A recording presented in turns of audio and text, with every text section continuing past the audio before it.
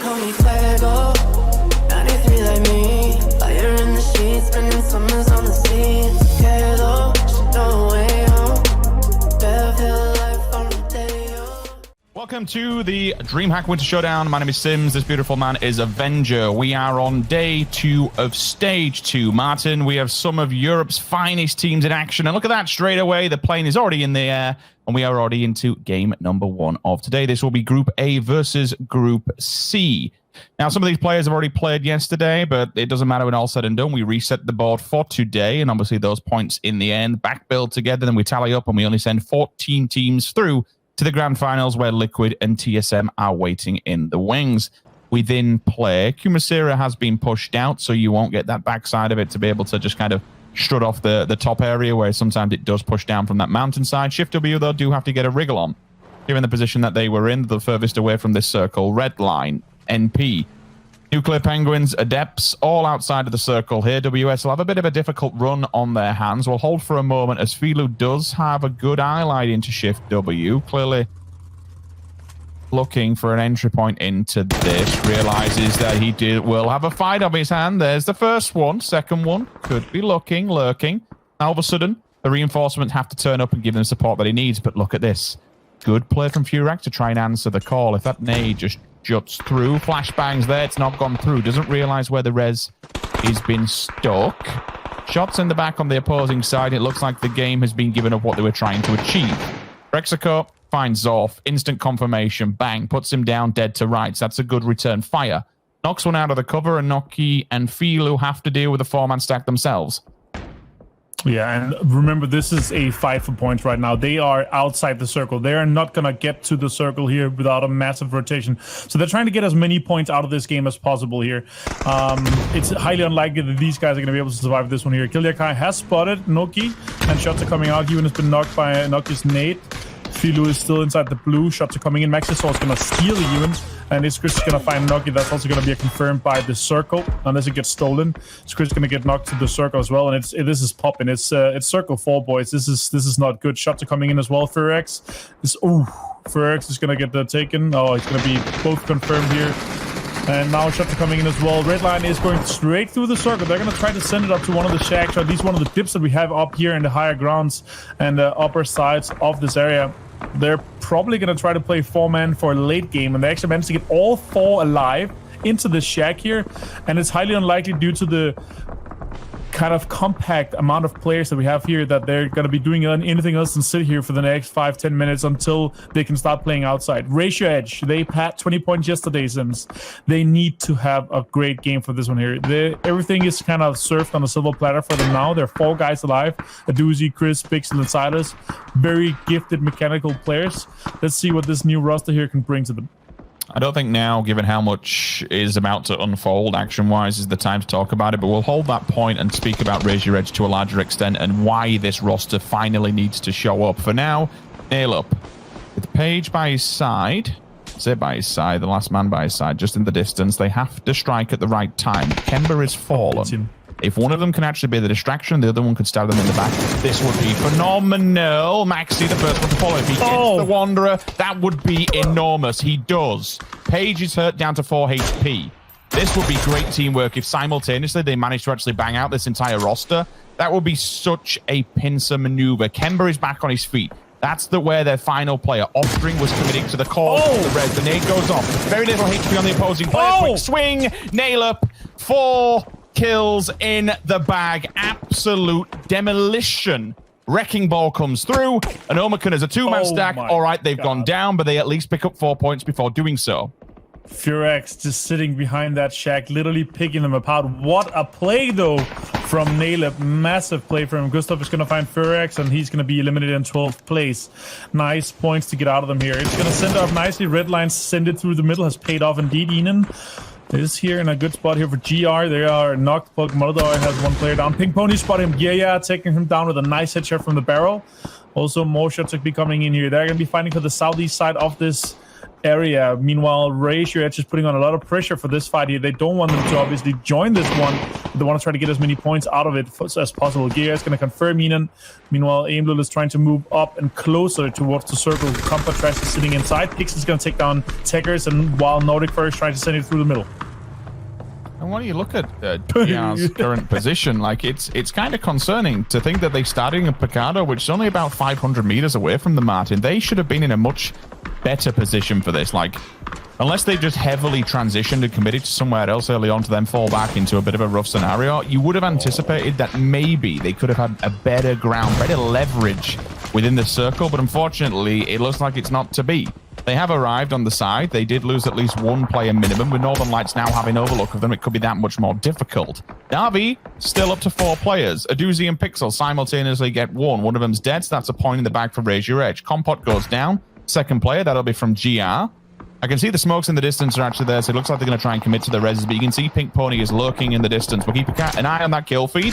Luke comes through, Pokemon goes down. Compot's eliminated, and all of a sudden, GR are just, unfortunately, rock and a hard place. The bombardment comes through. The nades just tickling his feet. Oh my god. It doesn't matter as a bullet finds his head. Artix goes down. GR goes out. All right, so now because it starts the last transition possible to try to get into a good location and a good position to play off with your car. From here on, it's not going to be possible unless it's basically just a death race. We'll see here what Faceland's going to be able to do later. They could be pushing up towards NaVi, or they could push in the open in case that Tornado Energy they get out of the compound. Depends on the next shift. Also, the road could potentially still be in play. We have these tendencies that where the circle likes to keep a road inside the circle, obviously due to the amount of roads that's in, but also it happens again and again where we see these ends that are closed and the last shifts that are close to the rodeo. So we'll see if it shifts towards the road side or if it stays on the south side. In case it shifts away from the road, we will have 3 teams that need to cross the road. It is Istanbul Wildcats, this is Northern Lights, and there's Pink Ponies. It's actually going to shift south hard. Only 2 teams are currently inside the circle. It is Razor Edge and it is Redline. That means that Tornado Energy, NaVi, and FaZe Clan has to push the location of Redline to try to take over that. NaVi could potentially be on the south side, but that means 2 big teams will be having to fight here very soon. Pink Pony lost Giria and Vampire Game to 2 other teams, Redline and Razor Edge. 19 points across 6 games yesterday for Razor Edge, and all of a sudden they've just been gifted one hell of a circle. Little tap comes through Perfectix. Distance and time is everything when it comes to the side of Razor Edge. They have every single compound under control. It is a 2-1-1, ever so slightly, as the 2 Pixel and Chris will take residency in the main head of the compound. Teams that are in kind of shooting distance of them, I'm seeing NaVi, Tab at Orange, just splitting towards the hillside. You can see it here on how this will unfold. 2 in the garage, 2 in the little huts. They've gone further afield and put silos forward just to deny an entry point. NaVi can control the upper side of the map. Oh, Istanbul Wildcats. Keep the ground leverage above all of them. FaZe Clan have got a hell of a lot of work to do with Istanbul Wildcats, Redline, everyone deciding just to get gone and get gone early. This makes things a little bit more tricky if you're on the outskirts of the circle. For someone like FaZe with NaVi above you, this entry could be quite easily denied. Yeah, and also you can see how NaVi, they're fully aware of this move and fully aware of what Facial needs to do. So they're trying to deny them that. They're trying to keep this high ground position for as long as possible because they have an anchor man inside the circle that already has secured a position for them. That's Orange. He's looking good here in his spot. They're going to be moving now because they don't want to take the fight. They want to stay 4 guys alive. They want to make sure that they have the better position. Meanwhile, FaceClan actually gets into a decent position. Quizzy has spotted Fuzzface, taking him down, and now more pressure is coming out. If Fuzzface have eliminated Gustav, is getting shot at as well. NaVi finds as well. Oh my god, nice push here from NaVi, taking this high ground position just with a smither inside the circle. I also have the vehicles available to them, the buggy and the 2-seater. Perfect vehicles for this. They're taking even more. Look at this. They're making a push for Redline. Meanwhile, Redline is literally a burger in between Tornado Energy and NaVi right now. And they should be, because of Razor Edge's position. Like, there's no reason why Razor Edge at this point should push out. Yes, they need points, but more importantly, if they can pick 10 up for the win, that's 10 points they certainly didn't get yesterday. You know, that's almost half the jump away.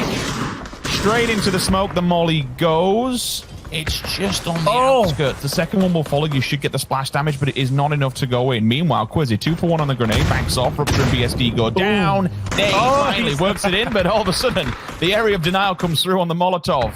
Marv will fall. Ivers down. Redline goes out in 7th. All the smokes are in abundance for Tornado Energy. Unfortunately for them, They could be the next bit of meat on the chopping board for NaVi because they are still lurking. They are still looking. They smell blood in the water, and these shags are upon it. 12 kills, Martin. 12 points with all 4 players up. That is ridiculous. This is insane. One knock has come out from Adusi. Adusi was out pushing. He was trying to get a location onto NaVi, and he was trying to deny this aggressive stance here. 13 kills so far on NaVi here. This is such a monster. They're not going to be able to stop them at this point. This is like when you're shoving down a snowball off Mount Everest, it's going to be so big that you cannot stop it. They are already in a really good location. They're taking the ground off them, and this is just a one-on-one of how to control open terrain here from NaVi. So well played.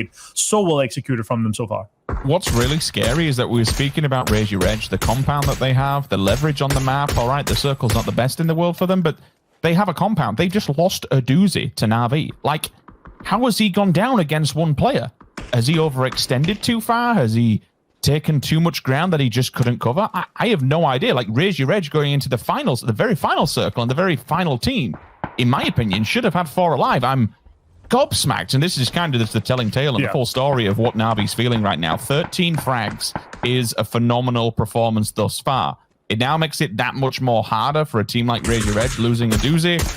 We'll kind of see how it does play out. Again, NaVi's just map control is ridiculous. They're not only picking up the frags to go with it, but it's the height advantage that they've garnered from this position in particular. Oh my god, he's gonna find him as well. Orange is just popping off. Confirmed as well. Aimless gonna go down here. Gary as the last player from Pink. Pony and Spyro and Perfectus is just trying to get Bestoloch up at this point. Now more shots are coming out on Giria, and he's probably going to be found at Silas finding him actually. Meanwhile, the pressure is in a very triangular position because the open terrain between Northern Lights and Raise Your Edge is so big right now. They have a little ridge to play with. And as you said here, yes, you are not supposed to play a compound here without being able to be either refragged or be in a safe knock position. 15 kills so far from NaVi. Are you kidding me? This is crazy. This is absolutely crazy. I mean, there is... they couldn't hit the... can they still hit the 20 bomb? They could do it. The spot plays 3 and 1. They could straight up hit the 20 bomb. And Chris, taking down Silas, maybe he wants to deny that 20 bomb and do it himself. We shall find out. They do have nades in hand, and the bombardment could potentially begin. However, they know eventually they have to come out from the safety net behind that compound. Perfectus just keeping his head in, hoping that he can somehow get involved within this one. Still, full map control. You've got one player off from the side. Senya's just lurking. Been a bit of a nuisance. This halts Perfectix and kind of keeps him in place. I mean, for him, he's with how many players as well. Yeah, exactly. He might just stay there. He could just give it up to the blue. There's nothing else really he could do. Whether or not he wants to be a fighting man is a different question altogether, but he knows exactly that they are lined up on that hill, and as soon as he shows face, it will be removed. Initial shots. The P shooter versus the big boy gun SLR.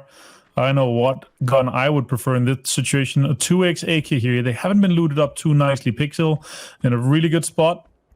5 smokes. They could play for this one here, but they are fully aware of this lurk position here. Shots are coming out there, still connecting a few. Silas is going to actually get the last bullet for that one. More shots. Oh, connecting 2 here. Besto, the M4 3x spray. Now Pixel and X-Chris is going to be pushing this one here. M4 as well, connecting with 2. Oh, nice. Pixel taking down Besto. That's an opening. That's what they needed. 1 HP he was down to. Meanwhile, it takes him up to 2. Question is, did NaVi just push on this one? Think, you know what, we're still pretty aggro, regardless of Besto being down. A good move here from Pixel is instantly shut down. Tab sees him, bangs him out dead to right. Beryl puts to good use. Tab looking, goes for the kill first to confirm the flush. With 2 players creeping up the hill, the flashbangs are there in abundance. Eventually, they will have to show their hand. With the smokes coming in the cross, they won't really do too much. One well-placed nade from the Tab could just seal the deal. They would bank off the side, does the damage to Silas. Is that the time to push, though? No, not right now. Get the res onto 1, keep them at bay. Chris has fallen back. He's like, I don't want anything to do with this. Silas, you stay there. If Chris is smart, though, he could go low ground and maybe wrap on them, but look at Senya. That's his job. He's there to deny it. Chris gets the stab in the back and at least removes 1 point. Nice. But certainly a 1 versus 3 against all odds. Someone like NaVi that is currently just on the absolute train. This is one hell of a performance. Yes, for Raise Your Edge, it's still good with 6 frags in the bag in a second place. They'll take that all day long. But my God, that is utter destruction. That right there is a 29 point game coming out of NaVi. Like, they are a Group C team. They didn't play yesterday. To be starting your journey off like that in Stage 2 is just phenomenal. Like, so they just got more points than half the teams got in 6 games yesterday. The Nuclear Penguins got 28 points as the 9th team out of 6 games yesterday. They just beat that with 1 game. What a fantastic performance. What a fantastic amount of control. They knew exactly how to execute this. They knew exactly how to close this down.